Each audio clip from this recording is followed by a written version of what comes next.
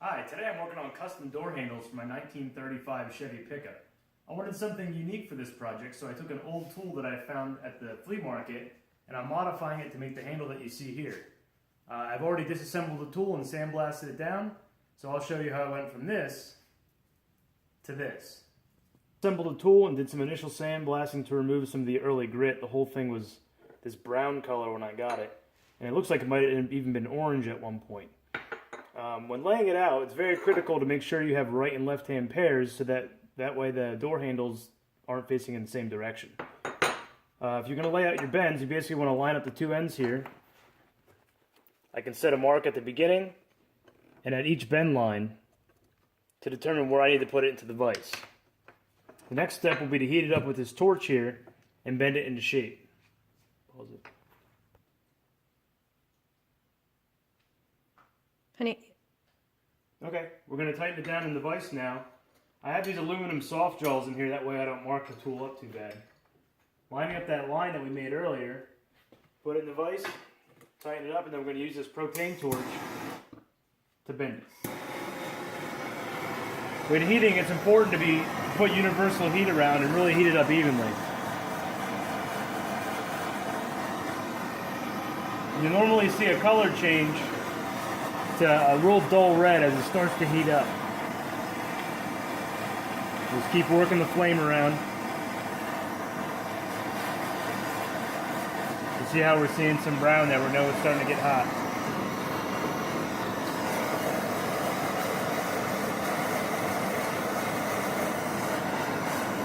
You see the blue and the red? It should be ready to start moving.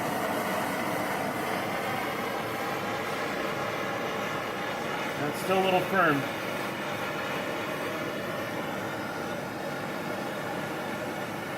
Now the hotter you get it, the better the bend's going to be. So don't rush it.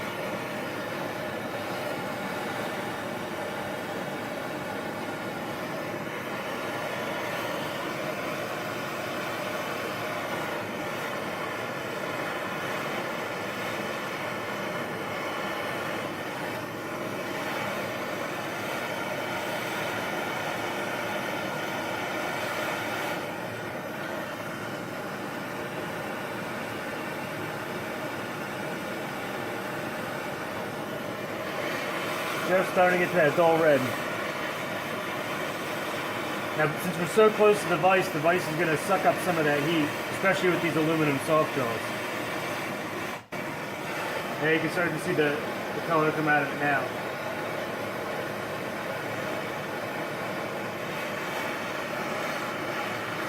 And there we go. There's our first bend.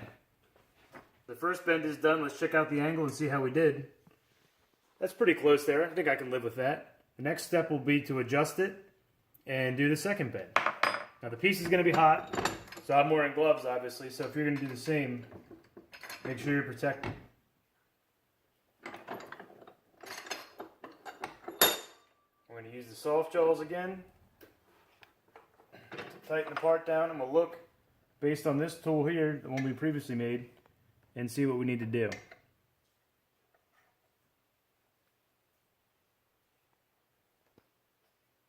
We're set up in the vise, we're ready to do our second bend.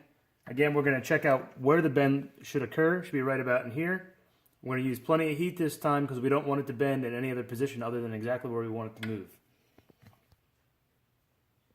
Okay, so we're lining up our second bend now. Even if that first bend's off a little bit, no big deal. You can always make up for it now.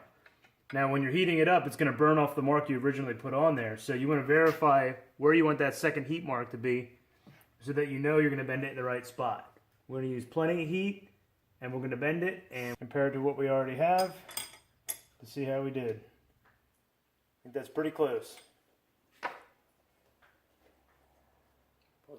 Ready?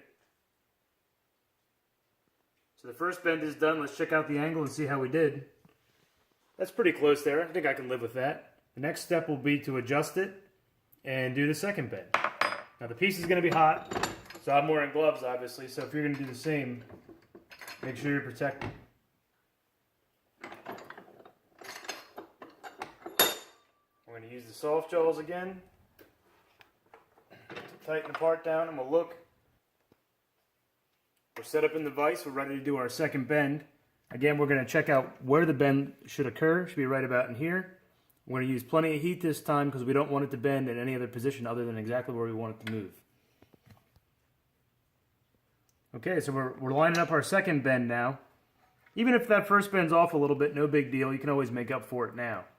Now, when you're heating it up, it's going to burn off the mark you originally put on there. So you want to verify where you want that second heat mark to be so that you know you're going to bend it in the right spot. We're going to use plenty of heat, and we're going to bend it, and we'll see how it turns out.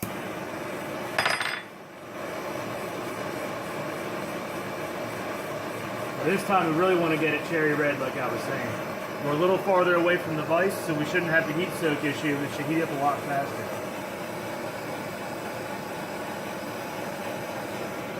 With that uniform heat, so you got to keep moving it around.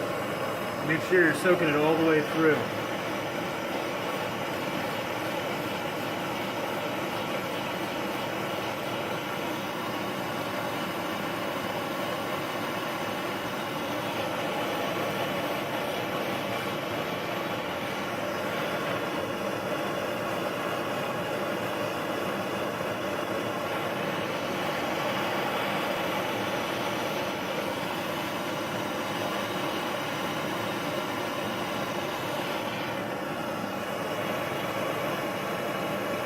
Okay, we're starting to see some cherry red come through.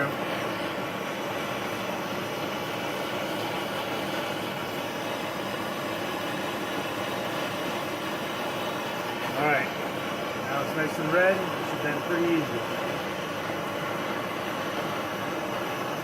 You want that to be parallel with the handle. And there we go. Second bend done.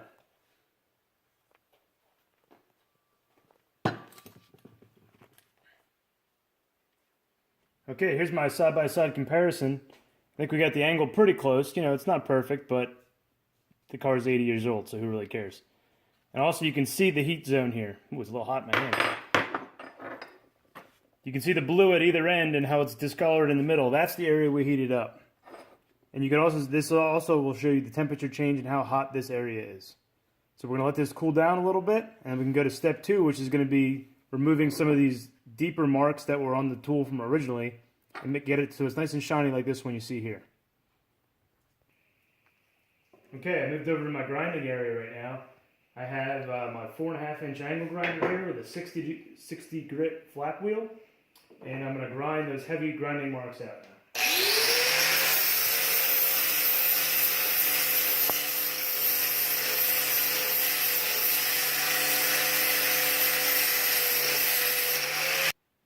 Okay, we want to remove some of these heavy grinding marks that originally came from the factory whenever this tool was made probably 30, 40 years ago. My tool of choice is this 4.5-inch angle grinder, and I have it equipped with a 60 grit flap wheel. Now, the key is you're going to put even pressure, and you're going to keep it moving. It's an aggressive cut, but don't stay in one place too long.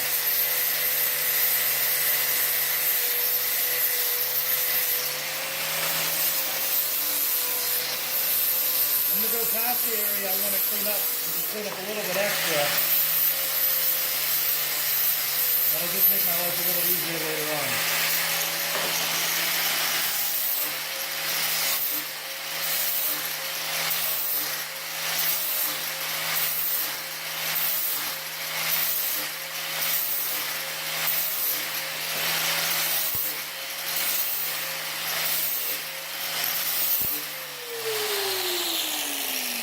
That's it for the 60 grit.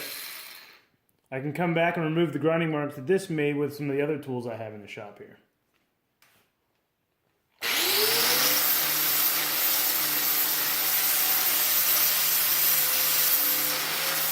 The next step is going to be use our right angle die grinder here to remove those scratches that our 60 grit flap disc made.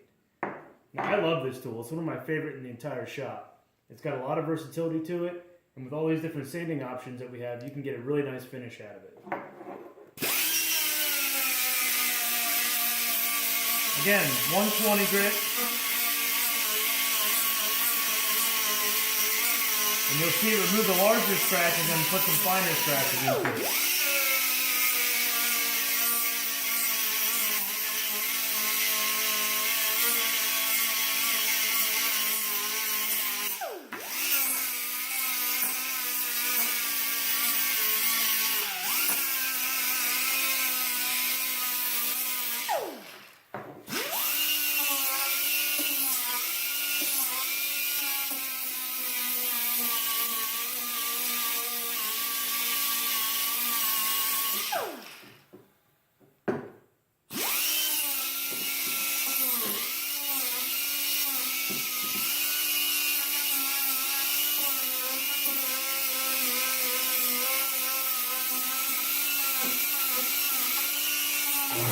So now I'm going to use the die grinder to clean up the rest of the marks that I made in the tool. I'm using an 80 grit Scotch-Brite disc, and this is good for blending and polishing. It's a good medium step before you get to the finer finish. I like using a 3-inch on a 2-inch backer, that way I get some flex to it too. You can really lean into the tool and get rid of all those fine sanding marks you left it to 120 grit.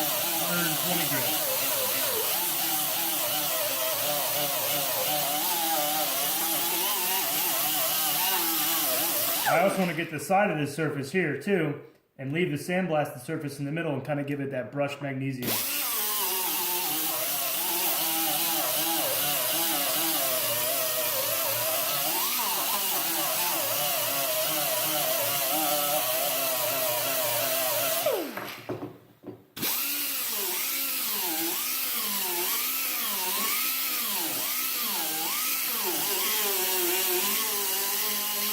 These curved surfaces are a little tough, so you gotta keep it moving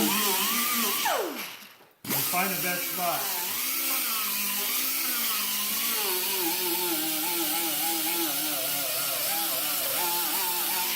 You can already see with only a little bit of work, it's coming up to a nice luster.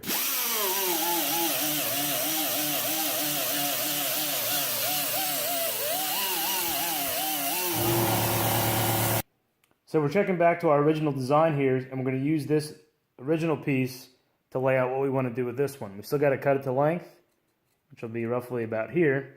And we also have to remove this whole area here and here to make it flat, so we have a flat mounting surface. I'm going to throw it in the vise for safety.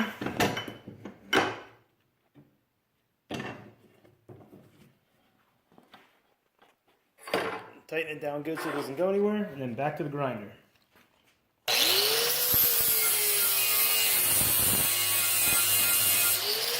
Using a heavy pressure, kind of lean into it because we want to remove a lot of material fast and fast.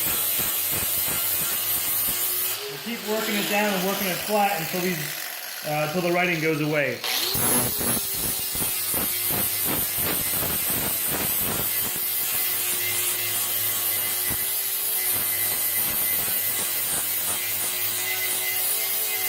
That writing is also an indicator of how flat we are. You notice that we're down a little deeper here than we are over here, so we know we have to work this area a little bit more.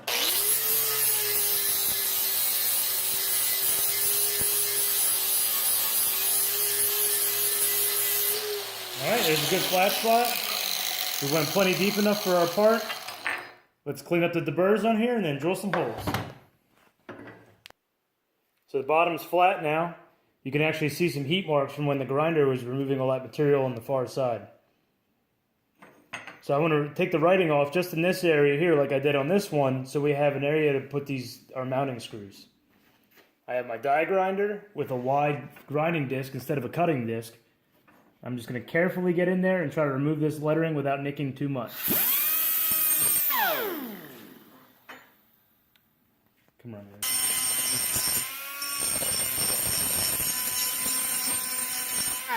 Slowly working the material. I don't want to take too much. I just want to get in there and get that lettering off.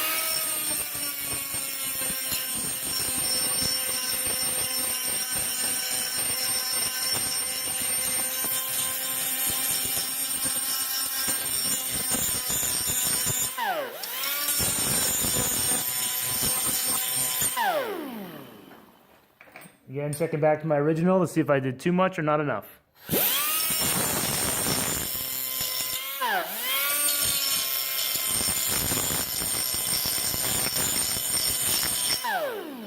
All right, it's pretty close. We got a big disc here, and we're starting to hit the upper surface.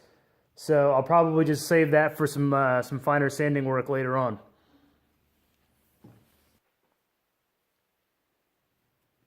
Okay, so again, we're going to compare to the original. We have the first hole marked out. We're going to come 3/4 of an inch down the piece and line up our second hole. And then I'm going to use a center punch and a hammer to lock in the location.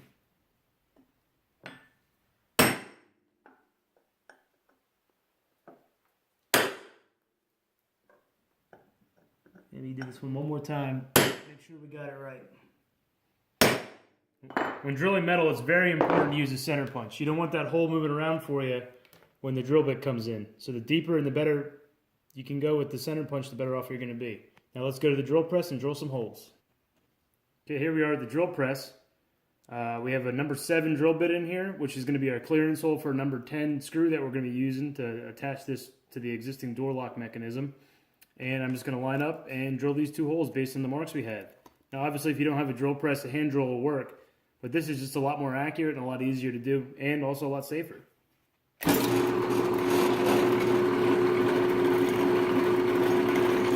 can see how the center punch grabbed my drill bit and helped keep me lined up when I'm making this hole. This tool iron is actually very soft, I'm surprised.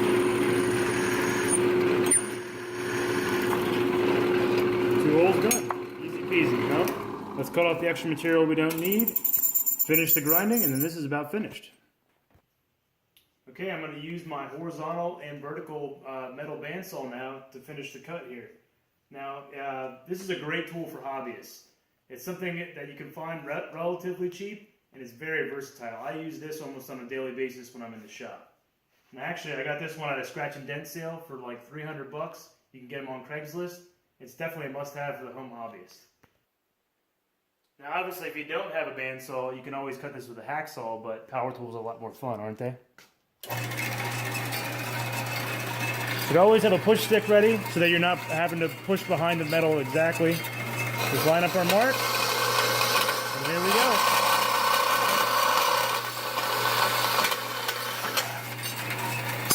We made that cut.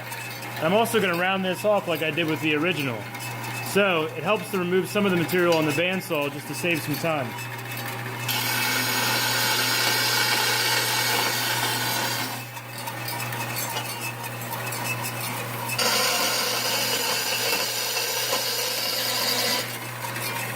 We have our rough shape done on the outside, and we can just smooth it out with a grinder. Okay, we're going to use our 4.5 inch grinder with a 60 grit flap wheel. And we're just going to make some rounding motions here and then round out that rough shape.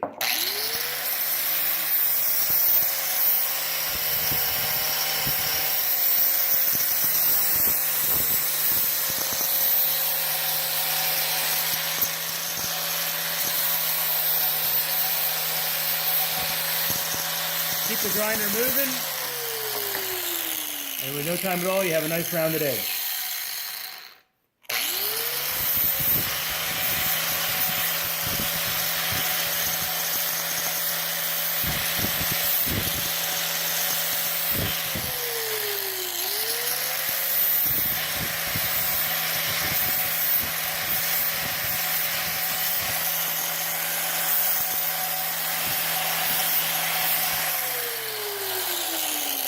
We're going to finish up and take all those heavy grind marks out.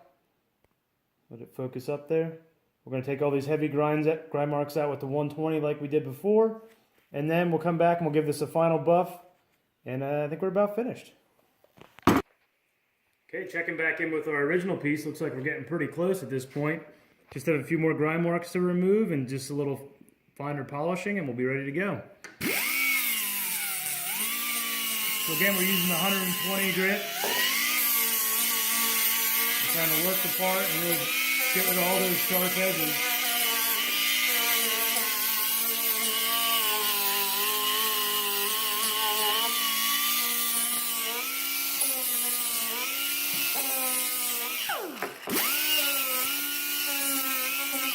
This is a good time to notice too that as you start to buff it out, you'll see some deeper scratches in there that we didn't remove in some previous steps. So it's never too late to go back and just hit them again with the 120, or even if you have to go back to an 80 grit to get all those marks out so that when you buff it out, it looks nice and shiny and fully polished.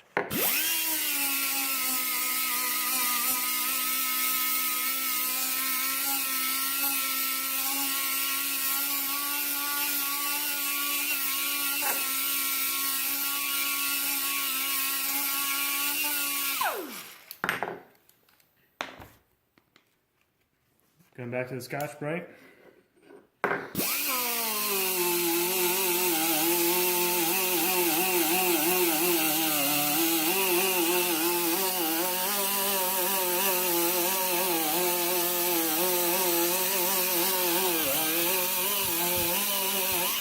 Really, I'm going to take this time now to clean up everything because after this step is the final polish, so I don't want to leave anything else left to do.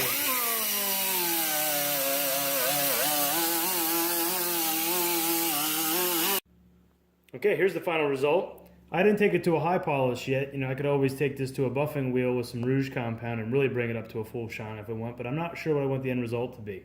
You can see the nice contrast I have between the sandblasted finish here and the polished surface here.